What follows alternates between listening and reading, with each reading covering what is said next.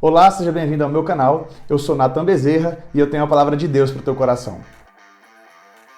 Bom, se você é novo aqui no canal, eu quero te pedir para se inscrever no canal. Se de repente você já tem acompanhado alguns vídeos, mas não é inscrito, se inscreva no canal, participe, eu tenho certeza que Deus vai te abençoar muito. Olha, o nosso objetivo aqui é compartilhar o Evangelho, os fundamentos do Evangelho. Meu professor dizia no seminário que nós temos a função hoje de evangelizar os evangélicos. Por quê? Porque muita gente defende um tipo de salvação por obras. Fala-se da salvação pela graça, mas a compreensão é que é a vida de santidade que leva à salvação. E ao contrário, é a salvação que leva a uma vida de santidade. Então, não são os nossos méritos que nos salvam, mas é a salvação em Cristo que faz com que nós vivamos de maneira que glorifique e exalte a Deus. E é isso sim, aí vai se falar de galardão para o salvo. Então é algo que a gente precisa refletir e pensar bastante. Então se você se identifica com essa ideia, se arde em seu coração o desejo de aprender mais de Deus, ou de junto comigo, compartilharmos o verdadeiro Evangelho, então se inscreve, compartilhe os vídeos, vamos juntos, eu tenho certeza que Deus tem coisas grandes para fazer através das nossas vidas. A igreja brasileira tem crescido e o nosso desejo é que ela não cresça apenas numericamente, mas que ela cresça em conhecimento da verdade e que os falsos mestres que estão por aí sejam desmascarados, se assim a gente pode dizer, mas a nossa ideia é que o reino de Deus cresça e se perpetue cada vez mais. Então é isso, vamos lá. Hoje nós estaremos falando sobre escravidão.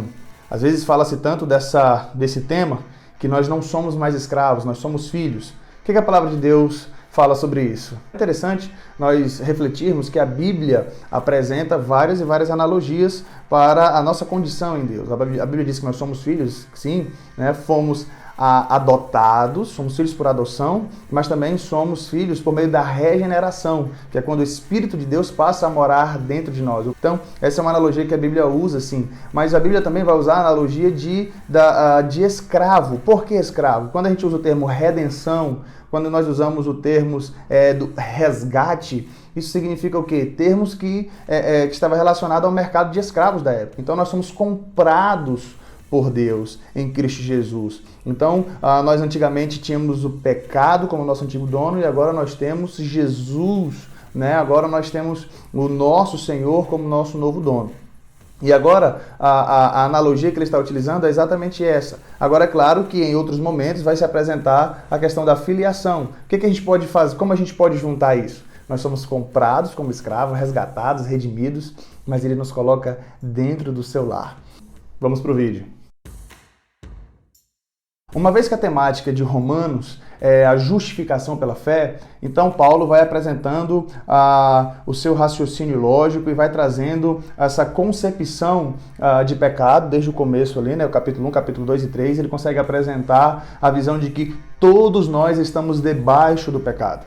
Todos nós somos condenados, não há um justo, não há nenhum sequer, todos se extraviaram e ele vai dizer porque todos pecaram e estão destituídos, separados da glória de Deus. Então, quando Paulo começa a apresentar a graça em Cristo Jesus, ou o fato de nós sermos declarados justos a partir de Cristo, e ele vai finalizar o capítulo 5, quando ele apresenta ali a nossa queda em Adão e a nossa reconciliação com Deus por meio de Cristo, ele vai finalizar o capítulo 5 dizendo que onde abundou o pecado, superabundou a graça.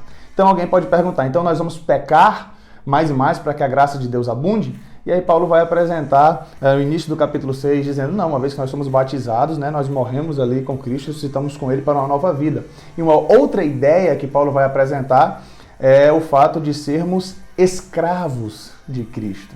Então a grande questão é, como nós continuaremos servindo ao pecado uma vez que nós agora temos um novo dono? E ele vai utilizar aqui a ideia do pecado e da justiça, Servimos a pecado e agora servimos a justiça, servimos a Deus. A ideia é essa. Fomos declarados justos diante de Deus por meio de Cristo. Então eu gostaria de falar com vocês sobre em que implica nós termos um novo dono. Primeiro, o versículo 16 diz, não sabem que, quando vocês se oferecem a alguém para lhe obedecer como escravos, tornam-se escravos daquele a quem obedecem? Escravos do pecado que leva à morte ou da obediência que leva à justiça? O que Paulo está fazendo alusão aqui? Havia na antiguidade uma forma de escravidão voluntária. Seja porque a pessoa tinha uma dívida muito grande e ela dizia ao seu senhor, olha, eu vou ficar aqui eternamente aí com você, vai ser o vitalício para que eu consiga de alguma maneira pagar essa dívida. Ou então era por voluntariedade mesmo, ele não tinha mais o que fazer da vida, gostava de estar com seu senhor, então fazia-se um contrato para ficar com ele por toda a vida de maneira voluntária. Então o que o texto está dizendo aqui, o que Paulo está dizendo não tem como nós vivermos no pecado, porque ou eu sou salvo ou eu não sou, ou eu tenho um novo dono ou eu não tenho. Não tem como eu dizer que eu sou servo de Deus, não tem como eu dizer que eu sou filho de Deus, não tem como eu dizer que agora eu fui comprado por Cristo, mas na prática eu acabo servindo ao meu antigo dono, ou seja, eu acabo utilizando essa ideia da voluntariedade para servir ao meu antigo dono. Então eu não posso viver no pecado. Uma vez que eu fui salvo pela graça de Deus, fui justificado pela fé, não são as obras que me salvam, fui alcançado por Jesus, como agora eu vou viver servindo ao meu antigo dono? Então aí já foi a primeira cartada. A segunda implicação de nós termos um novo dono está no versículo 19.